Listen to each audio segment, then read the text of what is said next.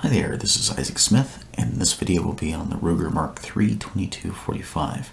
Before we get started though, first let's do a weapon safety check and make sure that both firearms are clear. And that's the case with this here.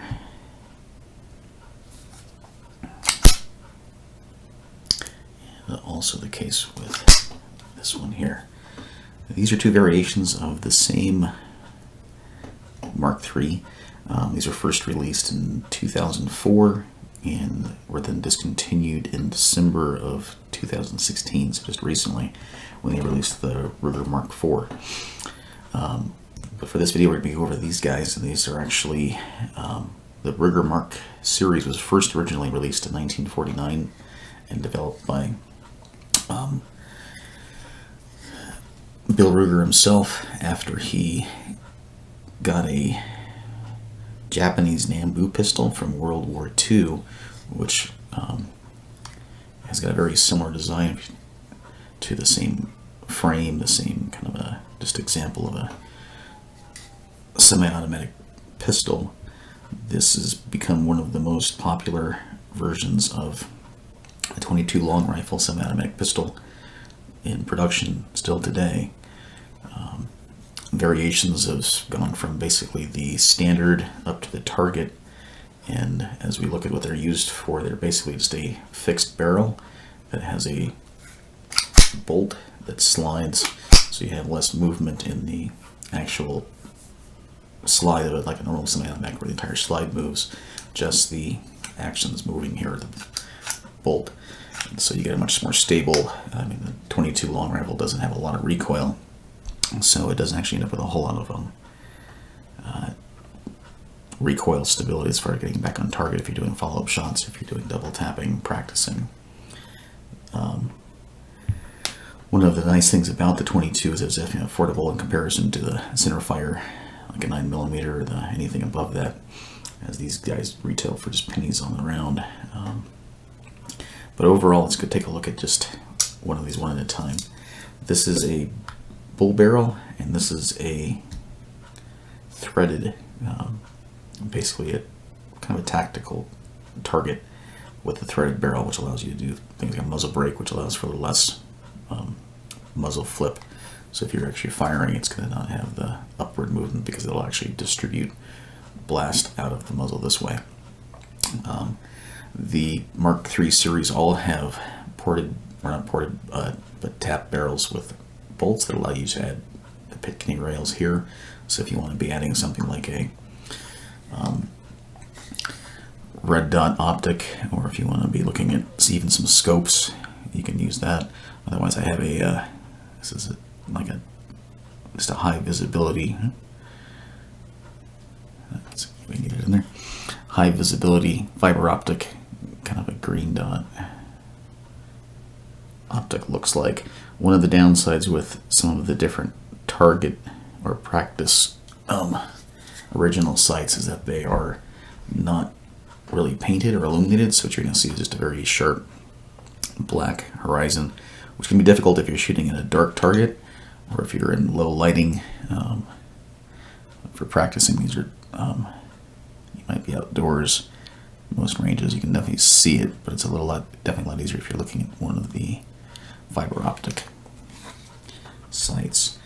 Those are things you have to purchase as far as accessories, because the standard they don't come with. They're going to come with this kind of a fixed sight here on the front.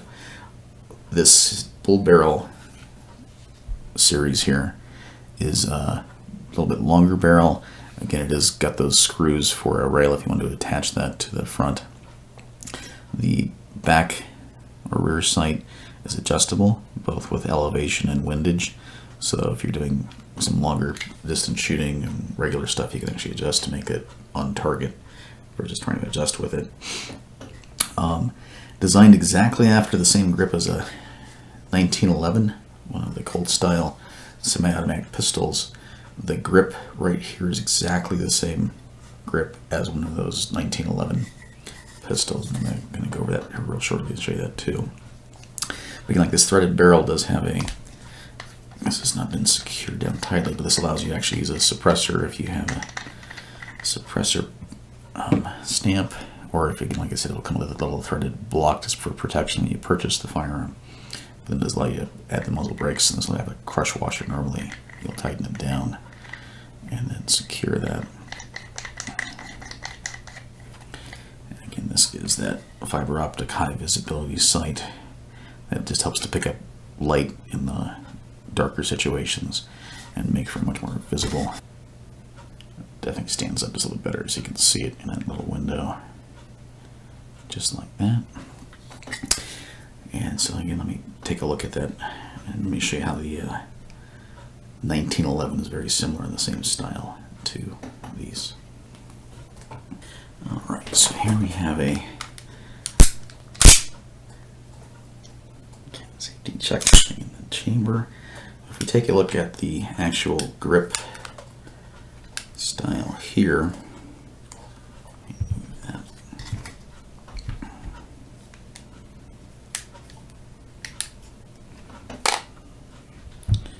you see that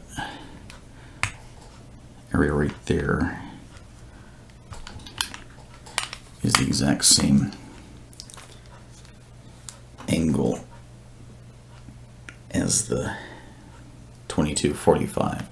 So again, that's kind of where it gets its designation from, the 22-45 being that it fires a 22 long rifle round, rimfire round, but it's also the same grip as the 45 caliber 1911 style M1911. So that's again what that 22-45 designation comes from. So as a practice gun, if you're using the 45, you don't want to spend the price for those 45 caliber rounds. This will give you the same kind of a feel as far as grip. So if you're pulling out of the holster, your presentation will be exactly the same. You can also purchase some of the different like hand guards, like here with a Hogue grip, that'll allow for just a little bit better grip style to the firearm, and very similar again to a 1911 if you purchase the different guards and styles for those guys as well.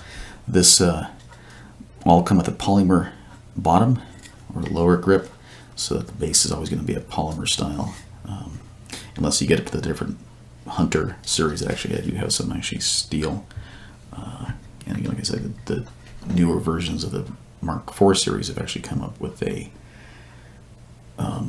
aluminum base. But the biggest change with the 19 or the 22-45 is that the Mark IV series have just basically a button release that allows you to disengage and for breakdown on the firearm for cleaning. One of the things you will see with those, like the comparison with the 1911, is that the controls are all in the same locations. So you'll see that the slide lock right here, or the safety, is going to very similar location as this one right here. And then if you have a slide lock here, that'll do the same right there. So operation is very similar to the way they both operate and use. The mag release, same location here, so if you're using one of the 10 round single stack magazines, that will drop the same way. And then same thing with this location right here, so the mag release right there against the trigger guard, and same thing here with the magazine release there.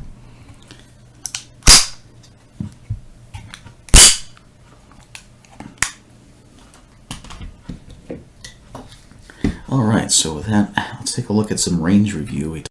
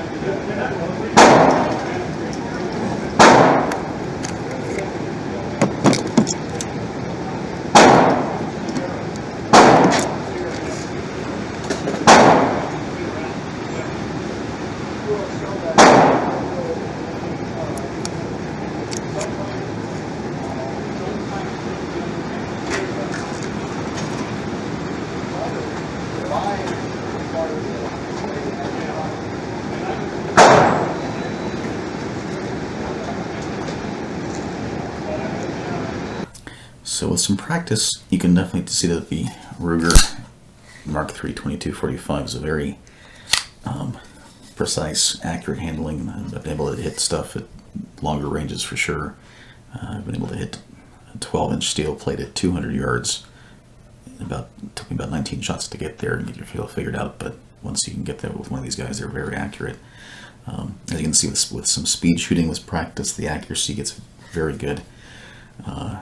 One thing with 22 rimfire, you're going to definitely have some issues just with cycling, just its nature of the cartridge. But as you get used to how your firearm operates, and definitely with some use, I find they actually get cleaner and better, smoother operating, and you have less jams or issues. I find that using the Remington Thunderbolt, which is very inexpensive, when you can find different locations, operate great both in the 22, both the pistols, and also with some of the rifles, or all the rifles for sure.